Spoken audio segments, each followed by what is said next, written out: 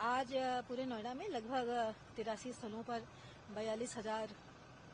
के करीब लेबर अपनी अपनी मांगों के समर्थन में मांगों की डिमांड लेकर उतरा था, सड़कों पर उतरा था। और इसमें से मात्र 2 जगहों पर हिंसक प्रदर्शन होने के कारण न्यूनतम बल प्रयोग करते हुए कार्रवाई की गई, उसमें मुकदमे लिखे जा रहे हैं। बाकी जगहों पर जो है अधिकांश 78 जगहों पर अधिकांश बातचीत करके, वार्ता करके, संयम का परिचय देते हुए वार्ता करके श्रमिकों को तितर बितर कराया गया, उनसे बात करके और वो अपने अपने रास्ते पे चले गए। कुछ जगहों पर जरूर हम लोगों को दौड़ा के और थोड़ा सा क्राउड डिस्पर्सल करना पड़ा। एक चीज जो इसमें उभर कर आई है कि एक लेबर के जाने के बाद, लेबर अनरेस्ट शांत होने के बाद कुछ इलाकों में, खासकर जो अन्य जनपदों की सीमा से लगे हैं, वहां पे गैर जनपदों से एक जत्था आया और जिसने घूम के माहौल को उत्तेजक और हिंसक बनाने की कोशिश की। इस जत्थे में से कुछ लोग हमारी गिरफ्त में आए हैं और बाकियों को पहचान करके सीसीटीवी फुटेज के माध्यम से पहचान करके उन पर कार्रवाई की जा रही है। आने वाले दिनों में भी जो भी कहीं पर भी हिंसक प्रदर्शन करता है अथवा कानून को अपने हाथ में लेता है, उससे सख्ती से निपटा जाएगा। बहुत सारे ऐसे हाल के दिनों में उभरे हुए इन्फ्लुएंसर्स और सोशल मीडिया यूजर्स भी आइडेंटिफाई किए गए हैं, जो कि सामान्य होती परिस्थितियों में बेवजह मजदूरों को, श्रमिकों को उकसाने का काम कर रहे हैं। ऐसे तत्वों से भी सख्ती से निपटा जाएगा। आज 2 जगहों पर जो है वो 2 सोशल मीडिया हैंडलों से गलत सूचना प्रसारित की गई, जिसकी वजह से उसको वायरल कराया गया और जिसकी वजह से उत्तेजना फैली, शांत धरने पर बैठे हुए मजदूरों में सनसनी फैली और उन्होंने जो है पुलिस के सामने आके उग्र प्रदर्शन किया।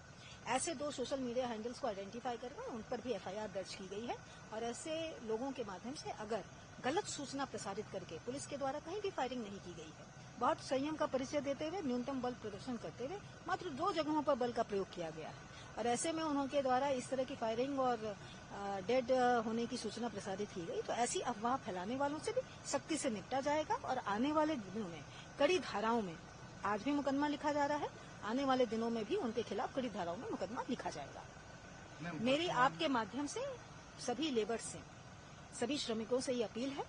कृपया संयम का परिचय दें। आपकी अधिकांश मांगे, जिसमें से दूसरे दिन ही समझौते में आप ही के द्वारा डिमांड बेस किए जाने पर दूसरे दिन समझौते करके 5 में से 4 डिमांड हम लोगों ने द्वारा पूरी कर ली गई थी, जिसमें से एक था ओवर टाइम का डबल पे का भुगतान करना,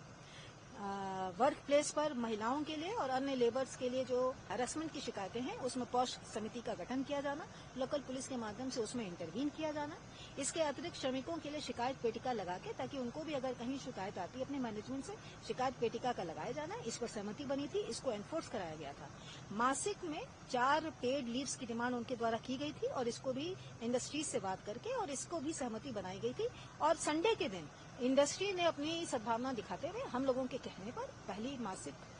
पेड लीव का ऐलान भी किया था। इसके बावजूद जो एक आपका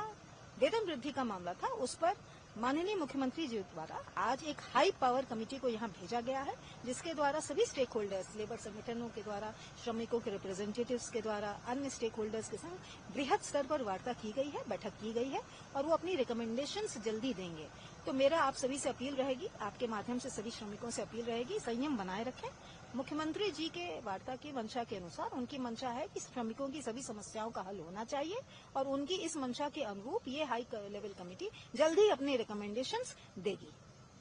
थैंक यू मैम।